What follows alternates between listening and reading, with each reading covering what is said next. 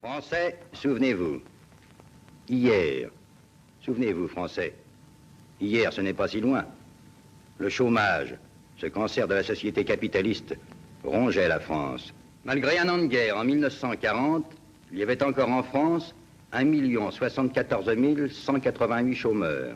En 1942, le nombre des chômeurs en France est descendu à 59 262. En 1943, on n'en comptait plus que 10 583. Aujourd'hui, il n'y a plus un seul chômeur en France. Pourquoi? Parce que l'Allemagne a passé des commandes nombreuses à nos usines. Parce que l'Allemagne nous fournit les matières premières dont nous prive le blocus de nos alliés d'hier. Maintenant, tous ces chômeurs d'hier sont devenus des hommes, des ouvriers, conscients de leurs devoirs. Tous travaillent d'un même cœur pour notre patrie commune, l'Europe. 2000 ans d'histoire, Patrice Gélinet. Et une chanson accablante d'André Dassary que l'on chantait donc à l'époque où les Français travaillaient non pas pour la France éternelle mais pour le mur de l'Atlantique. Jérôme Prieur, c'est assez impitoyable cette chanson qui au fond que faisaient les Français sur le mur? Eh bien ils étaient chargés de construire un mur qui était destiné à empêcher précisément leur libération. C'est ça le secret du mur aussi. Oui, c'est une prison et simplement c'est une construction dans laquelle les gens ont été enfermés, et donc cette chanson, elle est vraiment dans l'air du temps, c'est-à-dire que pour Vichy, il faut bien comprendre qu'il met à son fronton travail, famille, patrie, qu'il met le travail en premier. Le travail n'a pas d'odeur, enfin comme on dit que l'argent n'a pas d'odeur, c'est-à-dire que il importe avant tout de remettre la France au travail. Et donc, pour les entreprises, ce chantier est une aubaine. Et pour la main d'œuvre, c'est aussi une chance, même si au bout du compte, c'est pour l'effort de guerre allemand que la France travaille. Donc ça montre bien que les Allemands, les nazis ne sont pas en prise directe avec les sociétés françaises, avec les entreprises françaises, mais qu'il y a un acteur essentiel dans cette histoire, qui est l'État français, qui est l'État de Vichy, que sont Pétain et Laval. Alors il faut distinguer quand même les travailleurs français du mur de l'Atlantique. Au début, ce sont des volontaires, vous le rappelez. Effectivement, ils sont payés 2 fois plus que les ouvriers français qui travaillent dans d'autres secteurs. Ils ont une protection sociale supplémentaire, donc ils vont travailler sur le mur pour faire vivre leur famille, etc. Ensuite, pourquoi? Parce que les Allemands ont besoin d'une main-d'œuvre très spécialisée, et donc cette main-d'œuvre spécialisée, quand elle n'est pas dans les stalags et les oflags, eh ben on la recherche activement. Et puis ensuite, ils sont réquisitionnés. Cette main-d'œuvre commence à manquer.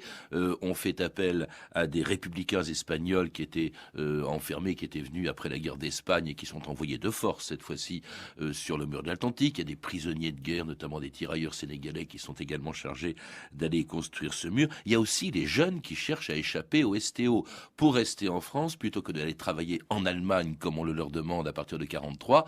Ils vont travailler sur le mur de l'Atlantique en France. Il y a une diversité incroyable de main-d'œuvre et de conditions de vie. Et donc, ça rend la mémoire de cette histoire difficile, puisqu'elle réunit à la fois des gens qui ont pu profiter du système et d'autres qui n'ont eu aucun choix. On dit qu'il y a 10 000 juifs, il y a les Espagnols qui ont été livrés par Vichy aux Allemands quand le Reich a réclamé de la main-d'œuvre, les travailleurs espagnols qui pouvaient provoquer une concurrence déloyale, estimés les ouvriers français ont été livrés aux Allemands pour construire les bases sous-marines. Ce sont eux qui ont construit beaucoup les bases sous-marines. Il y a vous le disiez, il y a des prisonniers venus de l'Est, il y a des prisonniers de l'armée française, des troupes coloniales, voilà. Et tout ça pour construire donc un mur sur lequel d'ailleurs les Alliés en 1942 se sont cassés les dents en tentant de débarquer à Dieppe avant que la défense du mur soit confiée à un des plus célèbres maréchaux de l'armée allemande. Poursuivant sa vaste tournée d'inspection, le maréchal Rommel rend aujourd'hui visite au secteur pyrénéen. Sur toutes les côtes de l'Ouest européen s'étend le plus gigantesque système fortifié qui ait jamais été construit. Du Cap Nord aux Pyrénées, des centaines de milliers d'hommes veillent. Si la guerre devait se déchaîner sur notre sol, des milliers de casemates seraient prêtes à croiser leur feu. Compte tenu de nos installations fortifiées, compte tenu de l'excellent moral de nos troupes, du nouvel armement et des moyens dont nous disposons, nous pouvons envisager l'avenir avec la plus grande sérénité. Nous n'avons plus à nous poser la question si tout va bien ou pas, tout va bien. Avec ce qui les attend ici, les Anglais ne reviendront pas. L'eau sur l'air du tralala, sur l'air du Et tralala. c'est une chanson de Radio Paris, brocardant une tentative de débarquement à Dieppe en 1942. Tentative de débarquement après laquelle, vous le dites, Jérôme Prieur, Pétain aurait demandé aux Allemands un créneau français sur le mur de l'Atlantique. Il aurait écrit cette lettre le 21 août 1942. En raison de la dernière agression britannique qui s'est déroulée cette fois sur notre sol, je propose d'envisager la participation de la France à sa propre défense, cette intervention étant l'expression sincère de ma volonté de faire contribuer la France à la sauvegarde de l'Europe. Oui, c'est Robert Paxson, le grand historien américain, qui a retrouvé une trace de cette correspondance dans les archives allemandes et qui montre que, pour l'État français, la défense militaire du mur de l'Atlantique et du continent européen pouvait être une solution et une manière de montrer sa bonne volonté. Un mur de l'Atlantique auquel s'intéressent évidemment les Anglais, les Américains, les services secrets français. Vous rappelez qu'en fait, beaucoup de gens ont contribué à donner des renseignements qui fait qu'avant le débarquement, eh bien, les Américains, les Anglais étaient parfaitement au courant de chacune des installations du mur. Il y avait eu la tentative de débarquement à Dieppe qui a montré sa force, mais il y a aussi des commandos, des résistants, des ouvriers du mur qui donnent des renseignements. La visite d'un attaché militaire du Japon qui donne tous ces renseignements à son pays, sauf que les codes secrets des Japonais étant connus des Américains, ils sont au courant de... Tout est décrypté, oui. Alors ce qu'on sait moins, c'est la différence entre les stratégies. Vous rappelez que pour certains Allemands, il fallait en fait mettre le gros des forces loin du mur pour qu'elles se précipitent vers le mur au moment du débarquement, au moment où on saurait donc où les Alliés débarqueraient, tandis que Rommel, lui, considérait qu'il fallait arrêter le débarquement prévu sur les plages, c'est-à-dire sur le mur dont la propagande de Vichy était persuadée qu'il était invulnérable. Et voici maintenant un document véritablement exceptionnel. Un exercice d'invasion effectué par les troupes anglo-américaines. Reportage qui est parvenu entre nos mains, non sans difficulté, on le devine. Des bateaux plats, anglais et américains, s'élancent vers la plage. La tête de pont est formée. Mais en prenant place sur le rivage, les troupes se trouveraient enserrées dans l'étau de la défense allemande. En effet, si conformément à ce document une tentative d'invasion se produit, voici comment la défense allemande réagirait. Autrefois, une simple pénétration locale dans un système fortifié signifiait une défaite pour les défenseurs. Aujourd'hui, il en va autrement. Au fur et à mesure de leur progression, les troupes débarquées se trouvent engagées dans les mailles d'un véritable filet d'acier qui se referme sur elles. Tout un dispositif est déclenché, aussi précis qu'un mouvement d'horlogerie. Aucune surprise n'est à craindre. Vision d'enfer, anticipation. Et c'était une archive extraordinaire du documentaire que vous avez fait, qu'on verra bientôt, parce qu'elle date du 15 mai 1944, c'est-à-dire 3 semaines à peine avant le débarquement, un débarquement qui a fait s'effondrer le mur, construit en 2 ans, en 4 heures à peine.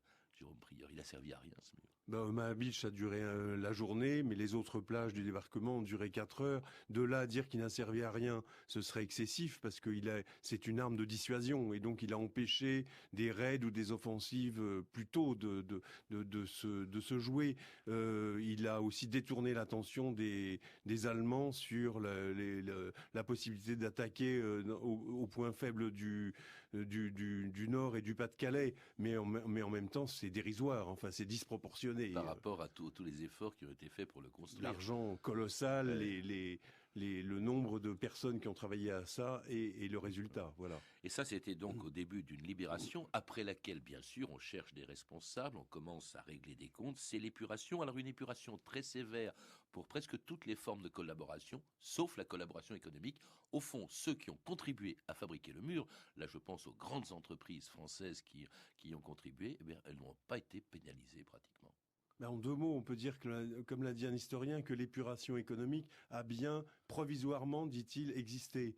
Mais en même temps, très vite, il a fallu reconstruire la France et donc on avait besoin que les sociétés du BTP, par exemple, soient en état de restaurer les routes, les voies ferrées, mais aussi de reconstruire les habitations dans lesquelles les gens devaient vivre. Et donc, les entreprises qui étaient le plus capables de participer à cette reconstruction étaient celles qui avaient le plus collaboré, entre guillemets, Enfin, moi, j'ai pas peur d'employer ce mot.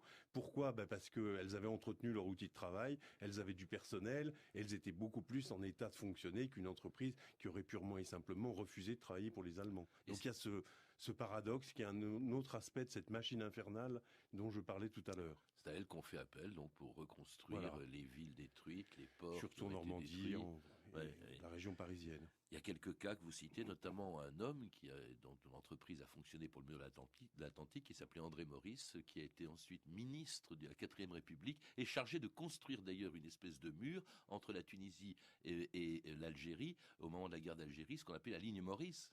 Voilà, l'histoire se répète. Qu'est-ce que c'est que ce mur aujourd'hui? Vous en avez parcouru à peu près tous les recoins, Jérôme Prieur. On le voit partout et en même temps, finalement, on ne sait pas grand-chose sur lui. C'est un mur de silence, ce mur. Enfin, je suis étonné, toujours étonné.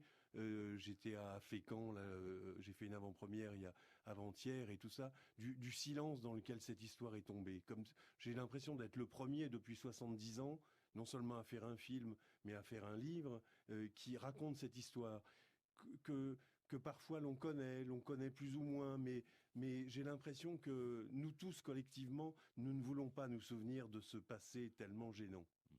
Merci en tout cas Jérôme Prieur de nous avoir rappelé cette histoire et puis les secrets de ce mur que l'on retrouve dans votre dernier livre, donc Le mur de l'Atlantique, un monument de la collaboration, un livre qui vient de paraître chez De Noël. Et vous êtes également le réalisateur de ce documentaire dont on a parlé, Le mur de l'Atlantique, qui sera diffusé le 18 novembre prochain à 22h30 sur France 2 et dont on a pu entendre beaucoup d'extraits, dont je rappelle le 18 novembre prochain à 22h30 sur France 2. Je signale que vous êtes également l'auteur au Seuil de Rendez-vous dans une autre vie, une réflexion sur les fantômes du passé qui hantent certains lieux chargés d'histoire. Toutes ces références sont disponibles par téléphone au 32 30, 34 centimes la minute, ou sur le site franceinter.com. C'était 2000 ans d'histoire. À la technique, Anne-Charlotte Guillem et Vincent Godard. Documentation et archives, Camille Poux-Jalaguier, Frédéric Martin et Franck Olivard. Traduction, Philippe Reltien. Une émission de Patrice Gélinet, réalisée par Jacques Sigal.